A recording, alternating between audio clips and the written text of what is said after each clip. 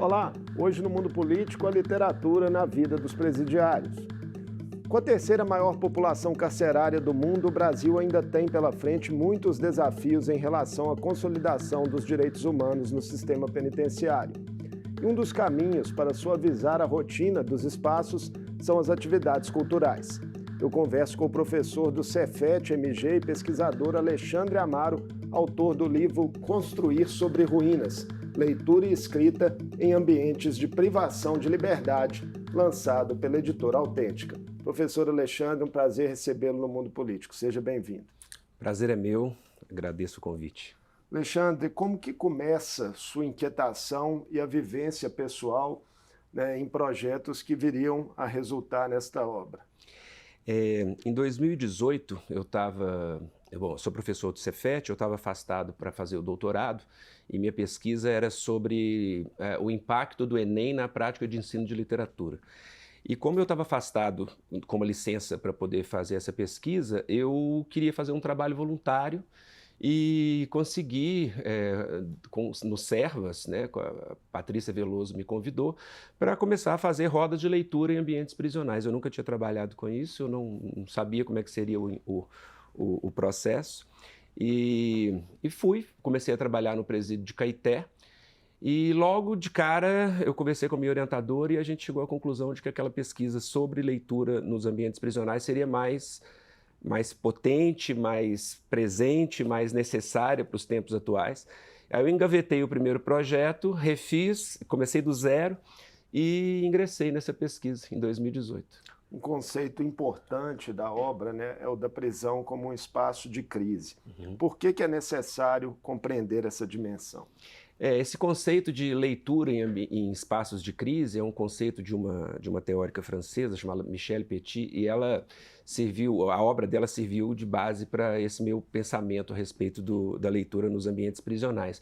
Ela trabalha com refugiados, ela trabalha com situações de crise de um modo geral na França e na América do Sul, e aí eu pensei a prisão como esse espaço de crise, ou seja, e como que a leitura pode criar modos de, como ela fala, modos de vivência dentro desse espaço, uma espécie de a adaptação do sujeito ela fica transformada a partir do momento em que a leitura oferece janelas, Então, esse conceito de leitura em ambientes de crise foi a base teórica aí do meu primeiro capítulo do livro. Capítulo que, inclusive, inicial do livro, retrata ali o surgimento das prisões no século XVIII e como essa instituição foi transitando de uma condição provisória para o ambiente definitivo ali de controle de parcela da sociedade. Nesse resgate histórico, que integra o livro, o que mais lhe marcou? Olha, eu tive que fazer uma imersão nessa história da prisão, porque eu sou da área da literatura, do ensino, da linguagem, mas eu sabia que eu tinha que buscar na sociologia, na história, algum substrato teórico para aquilo que eu ia pesquisar. E foi essa imersão que eu fiz. E eu fiquei muito surpreso assim, como que a prisão, criada como um espaço transitório, em que o sujeito lá, antes do iluminismo, ele era, quando se prendia alguém, ou era para aguardar a condenação à morte, ou ao flagelo público, ou ao exílio, E, de repente, esse espaço que era provisório, ele acaba virando a finalidade da pena, E eu fiquei bastante admirado de ver como que, ao longo dos séculos, sempre se quer modernizar esses espaços, e cada vez que se moderniza, quando fica pronto já está atrasado. E aí o que a gente tem hoje é esse sistema, que é um sistema caótico. É um déficit, talvez, aí de olhar do poder público para esse sistema, esse constante atraso? Eu penso, assim, eu sempre me coloco como aquele educador, professor de literatura e linguagem que olhou para isso dentro de uma pesquisa. Ou seja, eu não sou um especialista em história da prisão, mas eu penso que, sendo o Estado responsável por gerir as prisões, tem sempre um déficit aí e uma parcela de responsabilidade grande do Estado. Demorou muito tempo, Alexandre, para que a ideia de ressocialização começasse a se consolidar e a gerar efeitos práticos dentro do sistema. Como surgem as primeiras experiências nessa linha? Olha, na área de educação, desde a nossa Constituição já se prevê, né, que dentro dos espaços prisionais você possa ter trabalho e estudo. Especificamente sobre leitura e o livro como uma possibilidade de progressão da pena, ou seja, para cada livro lido, segundo acontece hoje, né, a pessoa presa pode reduzir 4 dias da pena. É uma legislação relativamente recente. Né? Ela começou... Os primeiros movimentos começaram na primeira década desse século. Em 2011, se consolidou em 2012, uma recomendação judicial. E em 2021, uma resolução judicial, que tem mais peso jurídico, né? Mas as primeiras experiências foram no ano de 2008, né? E de lá para cá, isso vem se estruturando melhor, ou seja, as pessoas elas são habilitadas, né, a poder ler e reduzir os dias de pena. Para cada livro lido, 4 dias a menos de pena, com o limite de 12 livros por ano. Na realidade brasileira, né, você aponta ali para uma tragédia, o massacre do Carandiru nos anos 90, que teria sido uma espécie de inflexão, né, nos olhares da sociedade para o sistema. Como é que isso se manifestou? Nesse estudo sobre a história da prisão, eu pude perceber o seguinte: antigamente havia a Câmara e a prisão eram no mesmo prédio, né? Eu até cito aí um conto do Carlos Monte de Andrade, em que ele vai falar da Casa de Câmara e Cadeia de Itabira. Quando você tinha isso, normalmente no andar térreo você tinha a prisão, ali as grades às vezes davam para a própria rua e a população passava e via as pessoas lá dentro. Ou seja, havia uma proximidade e uma desmistificação do espaço prisional. A partir do momento que a prisão vai ser construída nas periferias da cidade, afastadas, portanto, do urbano e com muros altos, esse espaço passa a ser um espaço oculto, né? De difícil acesso, de difícil compreensão, não se sabe o que acontece lá dentro, enfim. Aí as pessoas não querem mais olhar para esse espaço, né? Na medida em que você vê a pessoa ali em condições subhumanas, você pode, em algum momento da sua reflexão, pensar: olha, ele tem que pagar a pena, mas ele não está condenado à morte e à tortura. Quando você não vê, vira esse espaço escondido, né? Então, a questão do Carandiru, ali em 92, ela teve um efeito paradoxal, né? Porque ela foi um cume desse tratamento da população prisional como a escória da sociedade, que para muitos conservadores e pessoas que bandido bom é bandido morto, né? Que essas pessoas estão ali, tem que morrer, etc, etc. Ao mesmo tempo em que o Carandiru, aqueles 111 presos mortos, ocasionaram nesse fortalecimento desse discurso duro, por outro lado também a sociedade passou a pensar: olha, nós temos que criar métodos, maneiras, né, de humanizar esse espaço, e o próprio Carandiru depois veio abaixo, né? Então, essa experiência, né, da chacina do Carandiru, ela serviu para muita reflexão sobre minha pesquisa, né? A gente já vai falar mais diretamente, né, das suas vivências pessoais ali, né, nesses momentos de leitura na prisão, mas antes disso só queria te pedir uma reflexão também, que é um pouco paradoxal, à medida que o debate sobre ressocialização também ganhou corpo no Brasil, nós vimos nos últimos anos holofotes crescentes em torno de ideias, né, como bandido bom é bandido morto, direitos humanos para quem precisa, tudo entre aspas aí, né? Nossa sociedade, em alguma medida, também se radicalizou, né? Como é que você vê esse processo? A gente teve um retrocesso muito grande, né, nesse aspecto, né?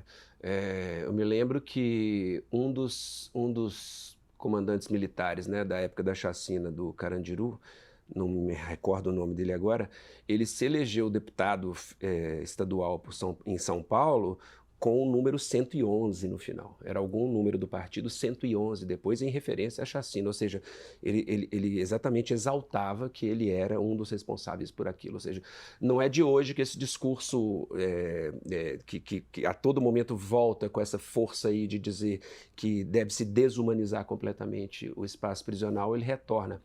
Eu penso que a gente teve um retrocesso muito grande nos últimos 6 anos, né, em termos da volta desse discurso, né, com um executivo que a todo momento reiterava esse discurso.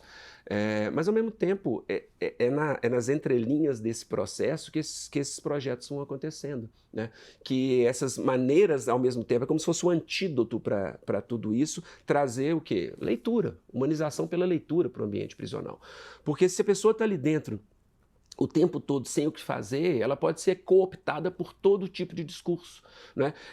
O discurso religioso, o discurso do crime, né? Ela pode ser cooptada a todo momento. E o livro, ele é uma possibilidade de oferecer uma janela. Não estou querendo dizer com isso que o livro vai salvar a vida de ninguém, mas ele é uma possibilidade de olhar para um outro lugar, para a ficção, para a poesia, né? Que depoimento pessoal, né, que você poderia nos dar, assim, de alguma experiência que te marcou nessas oficinas, de forma especial?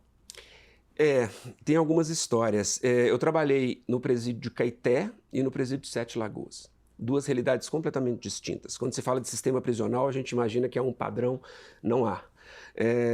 O presídio de Caeté é uma antiga cadeia da cidade, né, que não tinha estrutura para as aulas. Eu dava aula no ambiente do pátio de sol, de banho de sol. Um presídio pequeno com 90 e tantas pessoas, cabiam 45, tinha 90 e tantas. E dei aula numa outra realidade, que foi o presídio de Sete Lagoas, que tem uma escola, tem uma sala de aula com quadro e tudo mais, né? Então, assim, algumas experiências que eu tive muito fortes foi quando eu levei 2 escritores para poder conversar com os apenados, né? Eu levei a escritora Carla Madeira, a gente trabalhou o livro dela, Tudo é Rio, em Caeté, e levei o poeta Ricardo Aleixo, em Sete Lagoas. Essa experiência do contato com os escritores foi muito surpreendente, né? Carla Madeira, por exemplo, o livro dela, que é um livro, o livro Tudo é Rio, né? Que é um livro que fala de crime, culpa, né? Perdão, alguns temas que passavam ali por aquela realidade. Então eu me lembro de um dos apenados, que era um jovem. Ele não estava dentro muito do perfil do apenado no Brasil, não. O que se via muito lá dentro eram pessoas jovens, negras, né, pobres. Esse rapaz, ele era branco, ele era de classe média, e um dia ele me falou assim, tal cena do livro aí me lembra a Divina Comédia. Eu olhei e falei assim, você já leu a Divina Comédia? Ele falou assim, 3 vezes. E aí os outros presos riram porque disseram que ele era um leitor, ele só vivia de ler. Antes de qualquer projeto de remissão, esse rapaz só vivia de ler. E a prática de leitura dele acabava influenciando os outros. Quer dizer, então era um exemplo claro de que o ato da leitura, ele pode ter um efeito viral, né?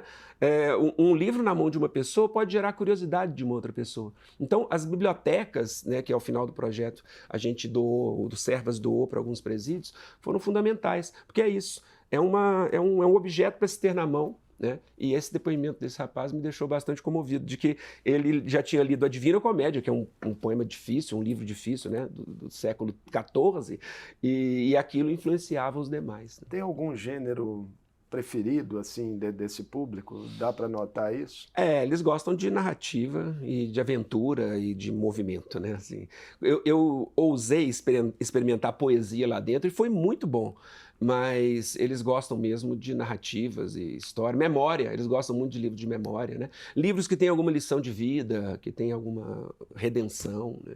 A gente falava, né, de um certo embrutecimento social no Brasil, né, a radicalização. A pouca leitura, de forma geral, da sociedade tem a ver com isso? Eu penso que sim, né? Eu acho que a prática da leitura, para além de qualquer idealização desse ato, ok? Assim, eu sempre chamo atenção para isso, que não é que o livro por si só, o contato com o livro vá fazer as pessoas se tornarem melhores, né? Ou que a pessoa lendo aquele livro ali dentro, ou fora da prisão, enfim, que ela vai se transformar. Eu acho que é a experiência de muitos livros, de muita leitura, de muita troca, de muita conversa, é que acaba ocasionando mudanças de perspectiva na vida das pessoas. Então, para além de uma idealização do ato da leitura, eu acho que sim, eu acho que o embrutecimento ele passa por uma visão menos menos poética do mundo, né? Menos imaginativa da realidade. As pessoas acabam se embrutecendo muito, né?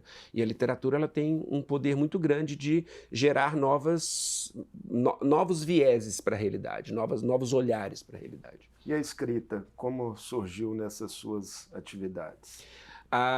No início, o projeto, essa resolução judicial, desculpa, essa recomendação judicial lá de 2012, ela exigia que os penados produzissem uma resenha comprobatória da leitura.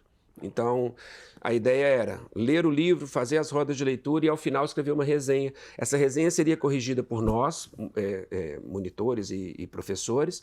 Ela seria, se aprovada, enviada para um juiz, e esse juiz chancelaria ou não, porque era uma recomendação judicial.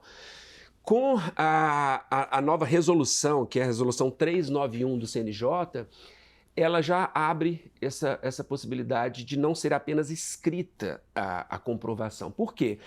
O nível educacional nas prisões ele é muito baixo. Muitas vezes a pessoa é semi-analfabeta, às vezes ela nunca leu um livro. E fazer essa resenha Resenha é um gênero textual trabalhoso. Todo mundo que já passou pela formação, seja do ensino médio, seja do ensino superior, a gente sabe que é um resumo crítico. Então, hoje, aconteceu a escrita por isso, as pessoas tinham que produzir essa resenha. Hoje já é diferente. Hoje a comprovação pode ser até mesmo numa prova oral. Mas você percebia, assim, ao longo dos trabalhos, uma evolução também na escrita, à medida que as pessoas liam mais? Uma evolução no domínio desse gênero, vamos dizer assim. Né? Não na escrita em si, porque não dava muito tempo da gente trabalhar com a escrita. Né? Porque as aulas eram de 1 hora, 1h30, eu falava dos livros, às vezes eles escreviam um parágrafo ou outro e eu já tinha que ir embora, eu não podia estender a aula. Né? Eu quero ficar mais um pouco, não podia, tinha o tempo certo. Com isso, eu não podia trabalhar muito com eles a melhoria da escrita, mas a compreensão do gênero resenha, com certeza. Em que pese aí, né, as limitações, as dificuldades, a leitura e a escrita funcionam nesse ambiente de privação de liberdade também como um instrumento de autopreservação? Acredito que sim. Sobretudo a questão da leitura, né? Porque é nessa perspectiva de se pensar o livro como uma maneira do indivíduo abrir uma janela para o imaginário. Eu acho que isso é impagável, porque você pode estar preso ali naquele ambiente e imaginando 1000 outros ambientes, né? Um dos contos com que eu trabalho no primeiro capítulo é um conto chamado A Escrita do Deus, do Jorge Luiz Borges, que fala de um sujeito preso num calabouço, mas que ele só conseguia tentar a liberdade por meio da imaginação. E ele não tinha nenhum livro na mão, né? Então a presença do livro, ela, sem dúvida, ela é uma possibilidade dessa ressignificação dos seus dias, né? E de uma mudança do seu compromisso com a temporalidade. Porque quanto menos coisas você tem para fazer fechado no ambiente, o tempo passa mais lento, né? Então é como se o livro ele estabelecesse uma nova temporalidade. O tempo de leitura ele faz o sujeito mudar o modo de se relacionar com o tempo. E eu acho que isso é um grande ganho. Você fala também de reconstrução identitária, né? Como isso se dá? Eu vou falar um pouco, para falar dessa reconstrução identitária, eu vou falar um pouco da questão do título do meu trabalho, né? Construir sobre ruínas. Eu me inspirei num poema do poeta Ricardo Aleixo, em que ele faz um poema visual, porque ele diz que ele percebeu que dentro da palavra construir tem a palavra ruir, né? E que toda construção e toda ruína são um processo. E aí, no poema dele, a palavra construir, o texto construir sobre ruínas, está se desmoronando, as letras estão se desmoronando e caindo e formando um amontoado, né? Então, a partir dessa metáfora, porque eu imaginei que todo o processo de leitura dentro desses ambientes é uma construção em meio à ruína, porque não é tão somente pensar que o prédio desabou e você vai construir outra coisa em cima. Não, é que alguma coisa tem que ser construída enquanto aquela coisa desaba. É isso que é a prisão e é isso que é a leitura dentro da prisão, né? Então eu busco nessa metáfora aí tentar compreender a reconstrução da identidade por meio da leitura como uma reelaboração. Uma vez um dos apenados lá de Sete Lagoas falou uma coisa que eu achei muito forte. Ele falou, lendo esse poema, né, a gente interpretando esse poema, eu falei, como é que vocês leem esse poema, Construir sobre Ruínas? Ele falou, eu leio como que a gente está fazendo aqui agora. né? Então, eu acho que ele entendeu a provocação e ele percebeu isso. Ele falou assim, olha, educação dentro desse espaço aqui é isso aí, é construir sobre ruínas. Em um trecho do livro, Alexandre, você aponta, né, que apesar da baixa escolaridade, da falta de bibliotecas, da inexistência, né, de uma cultura prévia do livro nesses ambientes, levantamentos atuais dão conta de que pessoas presas no Brasil leem 9 vezes mais que a média da população livre, né? É um dado que chama muita atenção. Isso é resultado direto desses projetos de incentivo à leitura atrelados à progressão de pena? Eu acredito que sim. Eu não tenho esse dado, se esse número aí, ele diz respeito aos últimos 10 anos. Mas eu acredito que sim, porque projetos como rodas de leitura, mesmo que não haja um projeto específico, o Roda de Leitura ele funcionava em 10 presídios da região metropolitana de Belo Horizonte. Ele era organizado pelos Servas na época do governo Pimentel, e durante 2 anos, quase 2 anos, ele funcionou levando leitura para esses ambientes. Independente disso, depois do Roda de Leitura ele foi descontinuado no governo Zema, mas eu sei que os presídios têm suas iniciativas individuais de projetos de leitura. Eu sei, por exemplo, que em Sete Lagoas continuou, que no presídio Estevão Pinto, que é o feminino aqui na Avenida dos Andradas, continuou. Então, eu acredito que sim, que esse número tem a ver com esses projetos, né?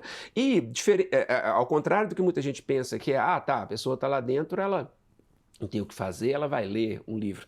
Ora, a maioria deles prefere trabalhar quando tem a possibilidade de trabalho para remir a pena do que a leitura, porque tem uma coisa eu sei construir uma parede, eu vou ajudar na construção daquela parede e vou diminuir meus dias de pena. Então, é curioso, né, esse número de leitores dentro desse ambiente. Como iniciativas similares, né, a essa da leitura ainda podem ser aprimoradas nesses ambientes? Eu me refiro a práticas culturais de uma forma geral. Como é que você vê essas possibilidades? Olha, eu acho primeiro que deve haver uma ação de Estado, né, instituindo projetos que não dependam de governos. Porque se sai um governo mais progressista, entra um governo mais conservador, se cortam projetos importantes como esse. E eu acho que o Roda de Leitura foi uma pena ele não ter sido levado adiante no atual governo. A ideia é que esses projetos eles sejam projetos institucionais que, em parceria com universidades, em parceria com escolas, né, em que a gente possa treinar pessoas a adentrarem esse lugar e promover essas rodas de leitura, né? Tem projetos diversos a respeito disso, mas eles não são... como é que fala? Eles às vezes não conversam entre si. Falta também uma concepção da cultura como direito humano, assim, muito clara por parte do Estado? Muito. Tem esse conceito do Antônio Cândido, né, que é o direito à literatura, e a própria Michelle Petit também trabalha com isso, né? A cultura é um direito, né, e ela não é um benefício de poucos, né? E a educação é um direito. A educação dentro dos presídios, ela é um direito. Ela não é uma escolha que vai depender do gosto de alguém. Ela é um direito do apenado. Alexandre, o livro traz números fortes, né, sobre a superpopulação carcerária no Brasil. Em um capítulo você apresenta esses dados, né, que seguem uma tendência do mundo ocidental. É uma população carcerária que cresce no país a um ritmo de 8,3% ao ano.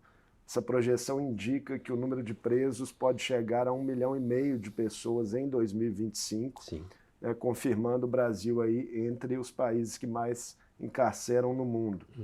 Déficit atual de vagas supera 300 mil e o Brasil ainda tem 78% dos estabelecimentos penais com mais presos que sua capacidade máxima. O que esse conjunto de dados, né, impõe às diferentes esferas do poder público que lidam com o sistema?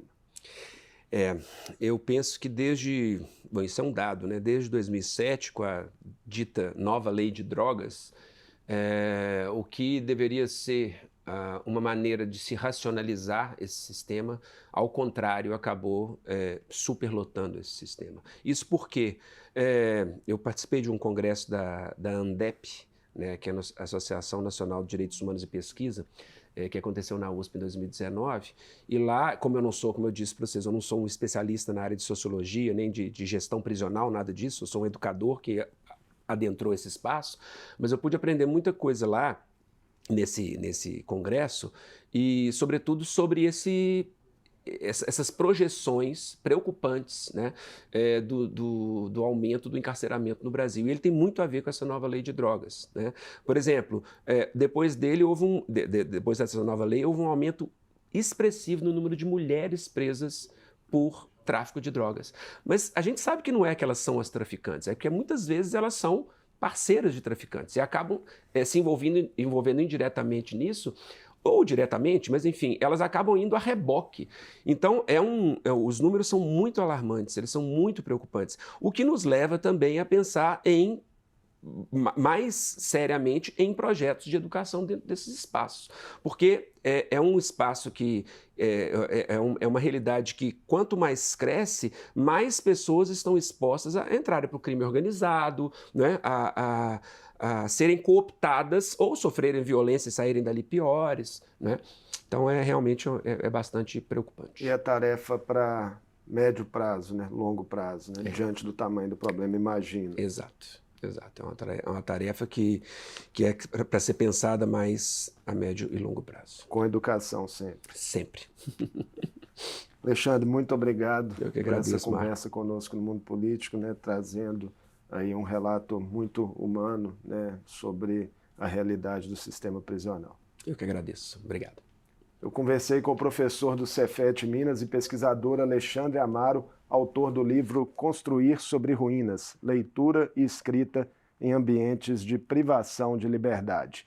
A obra lançada pela editora Autêntica analisa o papel da leitura na reconstrução identitária de apenados do sistema prisional.